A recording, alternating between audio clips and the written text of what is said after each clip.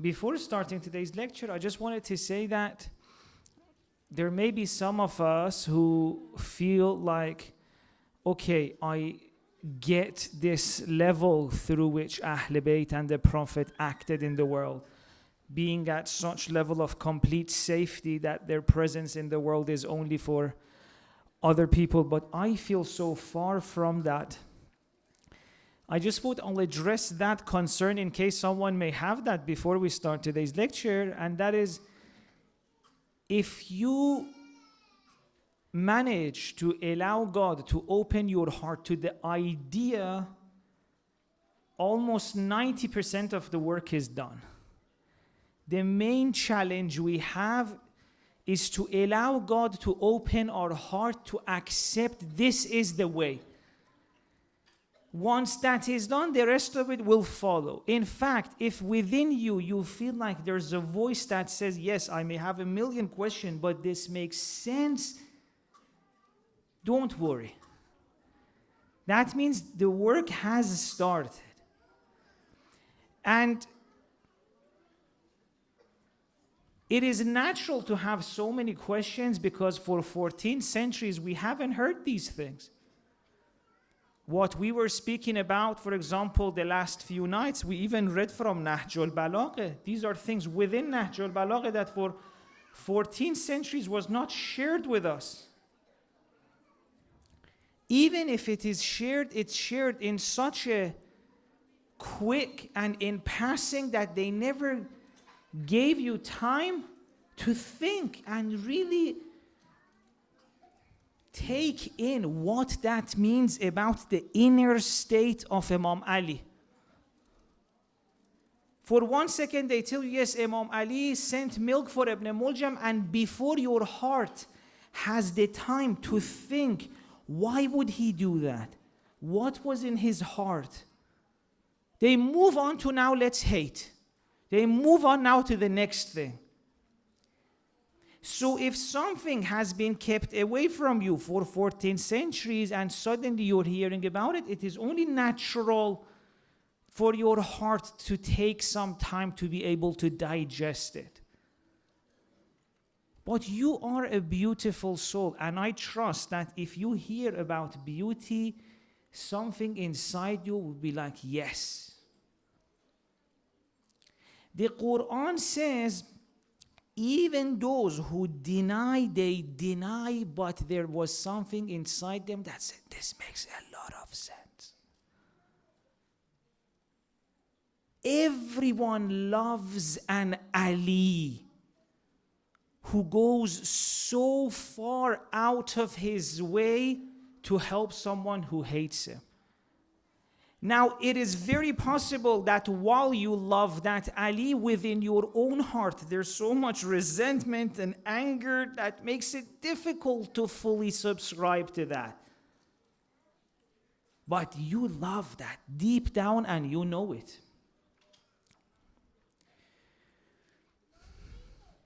We've spoken a lot about Imam Hussein, the Prophet. I want to now mention another story from Imam Ali alayhi salam that we may not have focused on too much, although some of you may have heard. Please recite the salawat.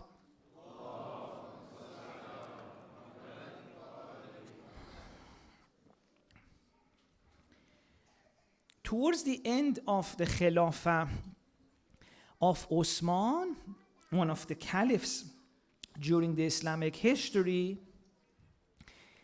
his house is surrounded by people who want him dead. They have surrounded Darul Khilafah, and their idea is that if we can't get in, they're thinking we'll stay here so long, food and water runs out inside, and they will basically die out of hunger. I want to think about it, that for a person to pray, read the Quran, and still think that this is a decent thing to do, to starve someone to death. Some of these were against Imam Ali, some of these were people who in fakeness thought they are with Imam Ali. At this time, well, there's a back and forth between the Caliph and Imam Ali. The Caliph asks Imam Ali to do something, Imam Ali does that, then he asks for another thing, Imam Ali does that again. But when none of that works, he sends another message. And he says, I'm starving here. My family are starving to death. And just think about it.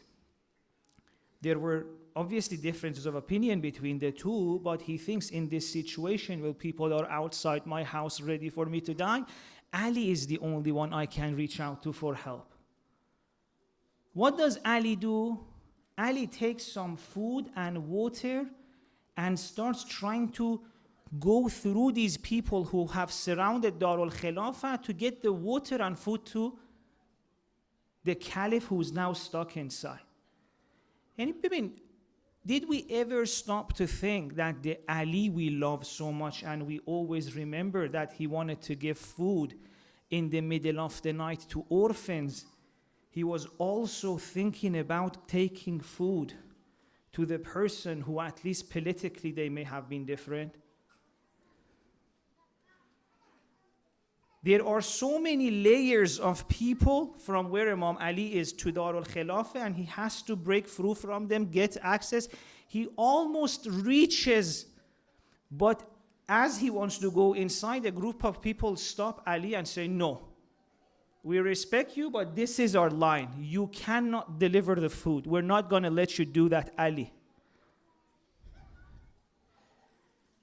He takes his turban, throws it inside to say, I tried. I tried to bring you food. These people didn't let me. He goes back, but still his heart is not comfortable. So how can I let someone starve to death? Just think about it. What is in this person's heart? He says, I don't care the differences we have. I'm not the kind of person who can see someone starve to death. He sends Imam Hassan. Hassan, take some food and water, take a few of your friends, and try to see if you can make it. Imam Hassan takes the food and water, again tries to go. The Muslimin, some of which were meant to be followers of Imam Ali, stop Imam Hassan and they strike him with a sword. Do you know Imam Hassan carried a wound on his shoulder in his effort to give food to Osman the Caliph?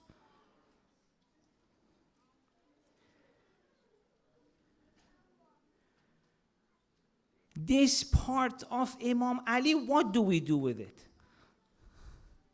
Do we forget about it? Do we try to ignore it? Or do we try to think, Ali John, why are you like this? Hope you even tried. You tried to give water. It didn't work. Just sit back and say, hope we're different anyway. Why is it that you keep trying? How much love you have for that person? Okay, how can you love someone whose actions even may not be the actions you like? So today I want to open this a little bit more. Please recite the salawat.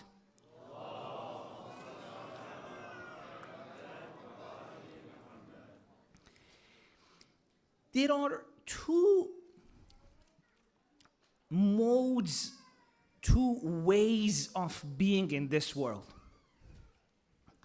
Before coming to religion, I want to say that this is even in other fields, other aspects of life. For example, in even medicine. In medicine, there are some doctors, some researchers, some beautiful souls who, when they face an illness, they take it upon themselves to find a way to treat it. They dedicate their whole life, and we may have some of these beautiful souls even today amongst us. They dedicate their whole life to come up with a treatment that can finally heal a person's illness, or maybe it's cancer or something. If the treatment works, they get so happy. But if the treatment doesn't work, they're like, oh, I need to do more research. I need to come up with a better treatment. My treatment is helping 4 people out of 10. I need to increase this number. You have people like that on the one side who, when they see a problem in the world, they may see an illness, they may see a cancer, a disability or something, they're like, oh, let me see if I can come and help. They go, they work, they bring something, offer it, and in those areas where it doesn't work, they go back, try to work harder. But also, there are some other people. There are some people who give you a treatment. If it works, they say, we succeeded. And if their treatment doesn't work, they're like, "Khob, you're a treatment-resisting patient." They put the blame on the client, on the patient. And my treatment here was perfect. There's something about you that didn't like my treatment. They make an effort. They're still beautiful. But at some point, they're not bothered to try harder. I tried. It didn't work. You're a treatment-resistant patient. In every aspect of life, these two attitudes are there. You can have a therapist who, when a person goes to them, they're like, I'm here to help you. Maybe we need to focus on this. And then they see, for example, that the client may have struggle following the process of therapy. The therapist is like, how can I, if this is a block within them, how can I bypass that? Let's try another approach. Let's try this. You have a therapist like this, and you could also have another therapist who says, Nadige, I told you what to do, you're not doing the work. At some point, they give up. You're like, you know what? I told you if you want to get rid of your anxiety, you need to follow these techniques. You don't do it, it's your fault. But they justify it in their own mind. I'm not saying these are bad people. No, these are beautiful souls. Well, we'll get to that. But they justify it. Like, I gave you these tools. You were meant to follow this week. I have a question from you. If it was your own child, if that was your child and you loved them and you thought these tools are meant to help her with her anxiety, and that week she couldn't follow the tools, would you be like, I told you, I'll rot in this pain? Or would you be like, if you can't follow these tools, let me come up with other tools? Asan, maybe your problem is not tools. Maybe you have some deeper thing you need to address before you can follow tools. Do you see what I'm trying to say? There's 2 ways of being in this world. You bring something to the world. If it works, it works. Otherwise, you give up on the person. Or you bring something to the world. If it works, alhamdulillah. If not, it's my fault. Let me go bring something better. Some modes of therapy, they're like, we gave you the homework. You didn't do it. Goodbye. Your fault. Some modes of therapy, they're like, if you can't do your homework, Asan, that's a very interesting thing. Let's discuss that next week. What is it within you that stops you from doing the homework? Maybe the homework's not correct. Maybe it's telling us the fact that you're not doing the homework. Maybe it's showing something to us. Let's listen to it. Do you see the difference between the two? Some people give up on other people. Some people don't give up on other people. They're both beautiful souls, but everyone usually doesn't give up on their own children. If your children, no matter whatever their problem, you tell them you need to do this, if you think that's what they need to do, and they don't do it, you're not like, I'm okay with you being in pain. You're like, I'm your dad, I'm your mom. I'm your dad, I'm your mom. I can't see you in pain. And I'm so sorry because I need to cause some pain and get you to stand up. I really apologize. If it's okay, whenever you're ready, please recite salawat so we know to continue.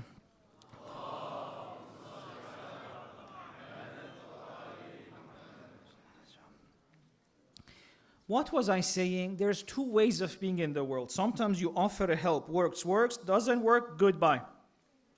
Sometimes you offer something to the world, works, alhamdulillah, it doesn't work. You're like, what do I need to do inside to make it work? How should I change my help so it works for you? When do you usually become like that? That you don't give up, that giving up is not an option. When you love someone, when you care about someone, you can't say it's your fault. For your children, even if it's their own fault, can you let them stay in that pain? That's even if it's their own fault. Sometimes, it's not a fault, it's just we've understood them wrong. Now, what I'm trying to say is this: a prophet of God, especially a rahmatan lil alameen, loves every single person in the world like that. He says, baby, I'm never going to give up on you. If what I'm giving you is not working, I don't blame you. I go inside and I'm like, how did I fail them? This Rabbi Shrah li Sadri, a lot of beautiful scholars recite before their lectures. وَحْلُلْ عُقْدَةً مِّن لِسَانِي يَفْقَهُ قَوْلِي. It says, if my words are not coming across, it's my fault. I'm not communicating it well.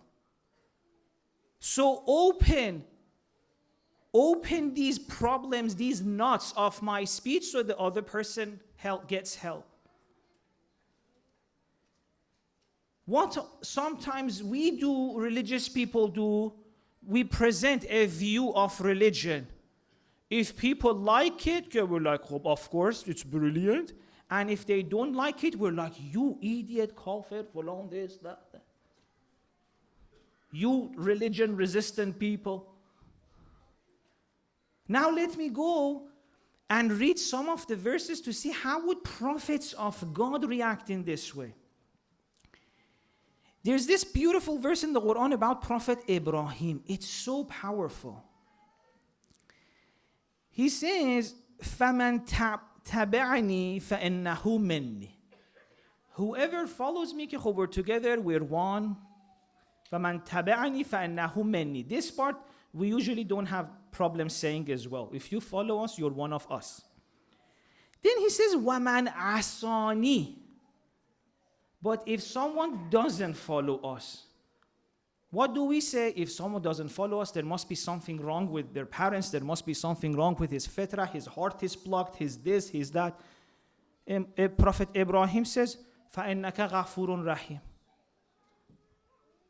If they don't follow me, they have a forgiving, loving God. I didn't do my job well. Inshallah, God will send them another prophet, he will talk to them. This is rahmatan lil alameen. This is what I'm trying to say. As long as you don't understand Prophet Ibrahim, Imam Hassan, Imam Ali, Imam Hussein are like this, you can never understand Ashura. You're dealing with a group of people who want nothing from you. What does he say? La as'alukum alayhi min ajr. I don't want anything from you, any reward, any appreciation, any money, any praise, any love. I am on safinatun najah. They say we are already with God, we don't want anything. We've come among you to help you. We offer the help. If the help doesn't work, we blame ourselves. Taha ma anzalna alayka al-Qur'ana litashqa. The Tafasir mention a hadith there which is so interesting. They say after a few years, the Prophet has come among the people. He's trying to tell them about God. He's trying to tell them that it doesn't have to be like this. And Ma anzalna alayka al-Qur'ana litashqa, right under this verse, there's a hadith that says, After a few years of trying and Prophet see people don't listen to him, he was like, God, how am I failing them? He started praying more. He started talking to God more. He was like, God, it's my fault they're not coming.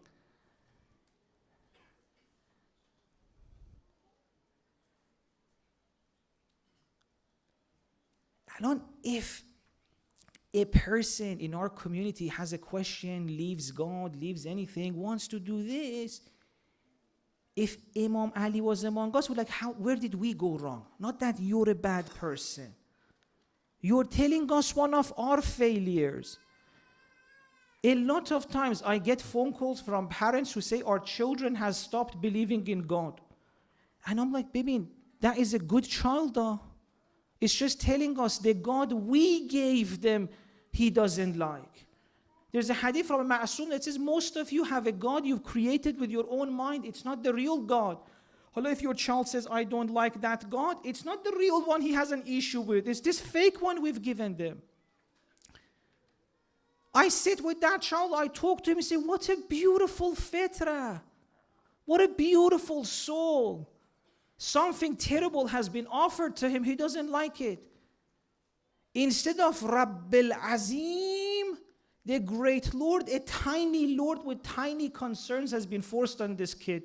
And his heart is rejecting it. You have a God that Prophet found, that Ali found, that Hussein found, that no matter what you do to its Prophet, to its Imams, they still come back to help you. And you have a God, on the other hand, that if you miss one spot as you're taking a wuzu, is going to take you to hell. This is not Rabbul Azim. This is Rabbul Tiny. You can't tell your children about Prophet, Ahl Bayt, these beautiful personalities. You can't tell your child Ali gave water to Ibn Muljam. And then the next spot be like, yes, if by accident or by anything you miss one spot here, God will take you to hell. These two are not the same God. Ali's God is Rabbul Azim. Ali's God is a great God.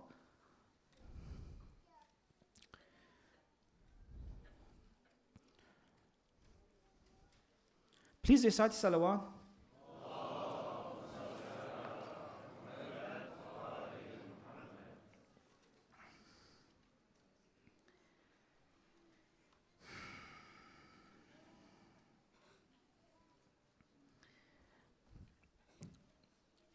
There's a beautiful story when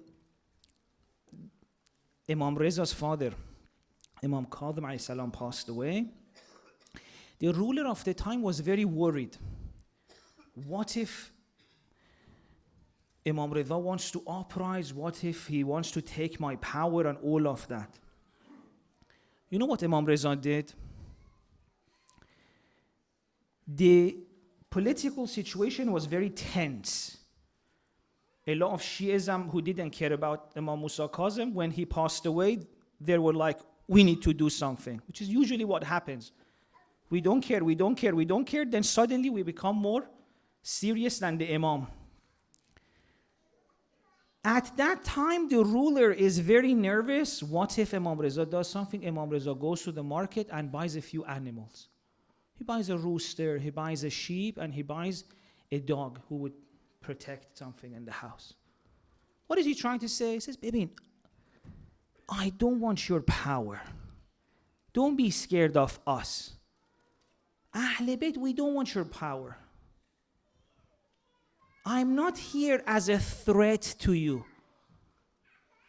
We're not a threat to anyone. We don't want your power. We don't want your dunya. Your dunya means nothing to us. If we're here is to help you. If we're here is to show you that life doesn't need to be so difficult. You don't need to be stuck between your worries and greeds and desires and fears and loneliness. Imam Reza says, my father Musa Kazim was in your prison, but he was having a life much better than you. But what does the ruler think? He thinks, they want my dunya. They want my power. at some point we need to accept Ahl Bayt did not want anything from this world. In that beautiful hadith, when one of the Ahl Bayt is explaining who we are, it says, a loving brother, a kind father. The Prophet, the Ahl Bayt are like, baby, you are all like our children. We love all of you. And no matter what you do, we will never give up on you. No matter how bad your actions are, we never give up on you. Now you may be saying, what about tawalli and tabarra? We have, how can we be okay with bad things? Now who said be okay with bad things? Quran tells to the Prophet, if they do bad actions, be inni bari'un mimma ta'malun. My bara'at, my tabarra is from your actions. It's not from yourself. Yourself, if you need water, I am ready to get wounds to get water to you. Yourself, even if you attack me, even if you kill me, I'm ready to take my shield off, come and hug you, like Ali did in Jamal. I have no problem with you. Your actions, I have issues with, and mainly because it's even hurting yourself. Inni bari'un mimma ta'malun. It's your actions I have issues with. You are a creation of God. You are not corruptible. Insan is never corruptible at its essence and core. الناس كمعادن الفضة والذهب, the Prophet says. Prophet says insan is like mines of silver and gold. The essence of insan, the ruh of insan, will never become corrupt. What can happen is like you have a jewelry that's thrown under piles of dirt, piles of crap. But still, if you remove the dirt, what do you have there? You have a gem. Ahl Bayt, the Prophet, God, tell us, baby, you get rid of people so easily. Huh? You see they make mistakes, you're like, hope, solution, destroy this person. God says, no. I've created them. Would you do that with your own children? Is there any point with your own children that you would give up on them? Or is no matter what they do part of your heart? Please stop. Please don't do that to yourself. Ahl Bayt and Prophet say we're always like that with all the people. No matter what they've done. Yes, they may be now a gem under 100 miles of dirt. But we have the patience. We go one by one, get rid of the dirt and bring the gem out. And a gem is always a gem. This Hurr ibn Riyahi, that all of us love, that every year, Hurr ibn Riyahi, you know the person who on the last days returned to Imam Hussein alayhi salam.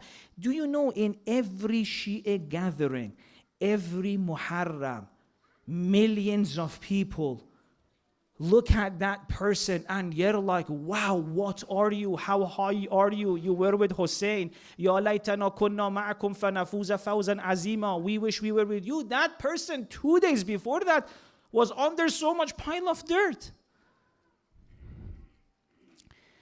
2 days Hussein, 2 days before Hussein rescued that gem, any of us would not have looked at him.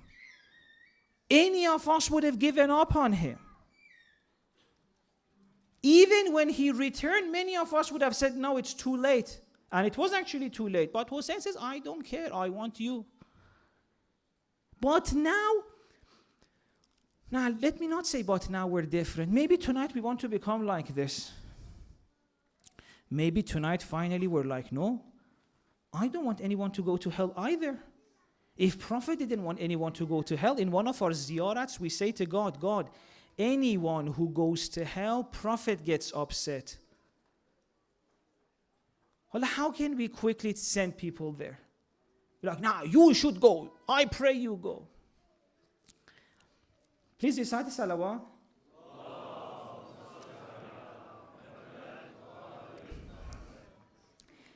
Safinatun Najah Misbahul Huda is the invitation of Muharram. God says, I don't want you to be in pain and accept pain and all of that. I'm not telling you be strong and take pain. No. Let me take you to a place of safety. Let me give you all of your needs. Let me heal all of your trauma, all of your wounds. Let me take you to my Safinatun Najah. Let me show you like magicians of Pharaoh who at the end of their life they said, La dhayra lana, no one can harm us. Let me take you to that place when the Sahaba of Imam Hussein on the day of Ashura, they're saying none of the swords are hitting us. We don't feel it. Their faces were getting brighter and brighter. Let me get you to that place of beauty and safety with God so that when you come back to the people, it's all for the people. This is the invitation of Muharram and Ashura. And if you want to become like this, any hatred in your heart for any person means that you're still not inside the ship. In the way of Ahl Bayt, hatred, resentment, all of this falls outside the ship. On the ship, your only issue is with actions and qualities. We want to heal. We're like a doctor who wants to come back, and there are some people who may have some illnesses. We have no problem with the person. Like a doctor who, no matter what illness his patient have, doesn't hate the patient. It's like, yeah, this illness is terrible. It may even be hurting you and your family. It's bad. We need to stop it, but we need to stop the illness. This is the tabarra in our tradition. Tabarra goes to the illness, not to the person. The person, what about them? Masalan, Ibn Muljam's nose, Ibn Muljam's forehead, are created by God. His soul, nafakhtu fihi min ruhi. Which parts of him do you want to put your tabarra on? It's the actions and the qualities. And you know what is worse? If I have the same actions and qualities that made him like that. We have focused so much on the person that while doing tabarra on the person, we carry the same illnesses in our own heart.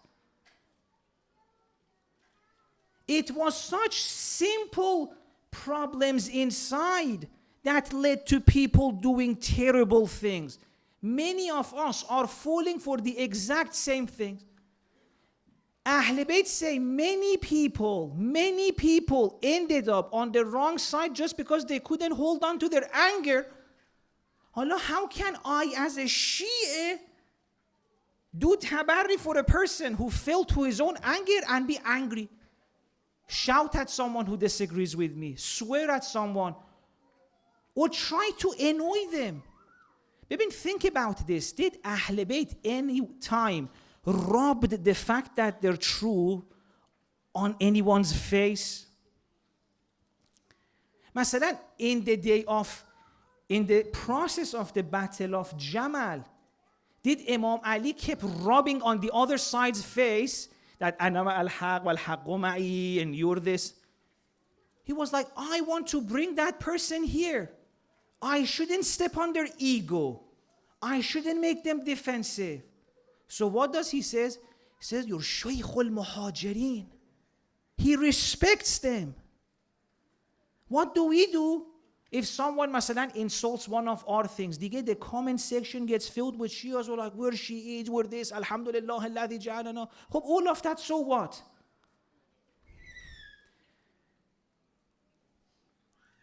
Shia is meant to have healed all of his pains, wounds with God. He comes back to serve. When you want to serve someone, even if they are wrong, you must be thinking, how can I go around? How can I find a way to communicate with you that I have something that may help you? One of the companions of the Imam was walking with him. They passed the house of one of the Khawarij, the people who started the Nahrawan battle. This person was inside the house doing munajat to God. And he was like crying in that munajat and such an emotional state. This companion of the Imam got so impressed. He said, I wish, the sentence he said is so, even poetic. He said, I wish I could be a part of your body. By the way, this is before Nahraman and all of that. He said, I wish I could be a part of his body to go to heaven with him. Why? Because he was reciting munajat in a very emotional tone. The Imam told him, don't be impressed with that. Don't be impressed with the tone of munajat. That doesn't mean a person has changed. The same person later on stands in front of the Imam ready to kill. That same reciter. Hala, pas if you want to do tabarri of the people who stood against Imam Ali, pas what should you do? Be like, oh, I should be careful. There's an understanding of religion that you can even worship your God and still kill your Imam. That's the part you should focus on. A shallow understanding of religion doesn't save us. There's another person goes to the Imam at the time of Hajj and he says, wow, look at all the Hujjaj. Imam tells him, baby, there's so much noise, there's so much people going around, not many people doing Hajj. You are an inheritor of this truth and tradition. That the appearance of religion could fill your eyes, but in the core there is a heart that's ready to kill. Hala, no matter how much you do tabarri of the other side, if you're like them, what's the point? Our understanding of religion right now is almost as shallow as them. We are so impressed by a few prayers and a few this and a few that. In Kafi, you read a person comes to the Imam and says, next to me there's someone kathirul hajj, kathirul نمیدونم salat, kathirul som. I have a neighbor, fasts a lot, prays a lot, gives charity a lot. Imam says, what's his understanding? The person says, not too much. Imam says, if he doesn't have understanding, none of that is going to save him. None of that is going to make him a better person. We are inheritors of this tradition. That a shallow understanding of religion wouldn't save us. It's not about actions only. What is that thing at its core? It's so interesting. Even this year I'm hearing someone says, Imam Hussein told us that we need to pray. I'm like, baby, prayer is beautiful, but you know the other side, after they killed the Imam, they did also Salat Jama'ah. What is that thing? I'm saying it's this. It's that beautiful, real, human relationship you have with your Lord. And not with a tiny Lord. With Rabb al-Azim. That leads you to a place of safety. If you want to know what you have is religion, or one of the fake versions that will not stop you from being okay with people getting killed, the Prophet summarizes it in one line. A person goes to the Prophet, he says, oh Baba, there's so much. How do I know if I've got it or not? The Prophet says, see if this thing that you're having, as you go towards it, as you do more of it, as you invite more of it in, what does it do to you? If after going to Muharram you come out, Ramadan you come out, Quran, who is coming out of it? The Prophet says, let me tell you, if the person who comes out has husnul khulq, that was religion. But if the person that came out is arrogant, is looking down at other people, that's not religion, no matter how religious it looks. No matter if it has the name of the prophets and the imams all around, or the verses of the Quran all around. You can have Quran in your heart and still go against your imam. وَلَا يَزِيدُ الظَّالِمِينَ إِلَّا خَسَارًا. The person couldn't accept that from the Prophet. I was like, what do you mean? How could husnul khulq be it? The Prophet says, no, it's really husnul khulq. You should become kinder, you should forgive more, you should not give up on anyone. You should look at all humanity and feel like they're the children. The person again doesn't accept, like, really? The Prophet the third time says husnul khulq. The person says, no, baby, I can't get it. Really? The Prophet says, ala tafham. You don't understand. Not in a rude way, like, ala tafham is like, how can I tell you? Deen and la taqdhab. Religion is get to your place at a thing where nothing in the world can make you angry. Safinatun najah. If you go to a place of safety with God, that nothing in the world angers you, then you come back and you become misbahul huda, you become a lamp of guidance. Now one by one you heal the illnesses. It's the actions and qualities you have problems with, and one by one you help all of them.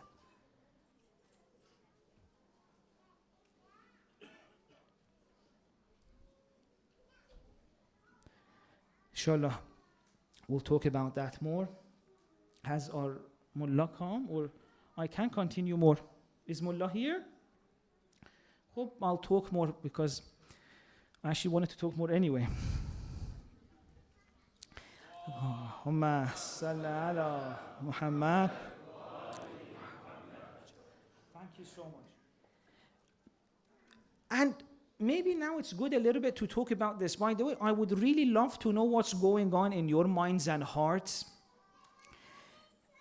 I don't want to just say things and go. For me, it's so important how you're receiving it. So it would be really interesting to hear your thoughts right to me somehow, or even hear them sometimes I'm here. I'm really interested in knowing what you think. But as I said in the beginning of the talk, in case you may be thinking, okay, where I am is so far from being on that safinatun najah, don't let that stop you from at least accepting such a thing is possible. In the future nights, we'll talk about that. Believe me, it's not that difficult. It's not that difficult to ask God to take us to a place where nothing gets to us. It's just that no one told us that's possible. The main reason we are not in safinatun najah, it's not that it's difficult. It's that we were not told even our imams are there. We thought our imams are angry people. Even in this Muharram, I've heard, wait and see, Imam Zaman comes to take revenge of Imam Hussein. That means so many generations, these people have kept resentment, waiting to get revenge. If it was about revenge, how come Imam Sajjad, when he had opportunity, he didn't take revenge? In fact, he gave safety to the person who was involved. When his own friends were against him, the only house in the city who gave him safety was the house of Imam Sajjad. If these people wanted revenge, why didn't they not go for it when they had the opportunity?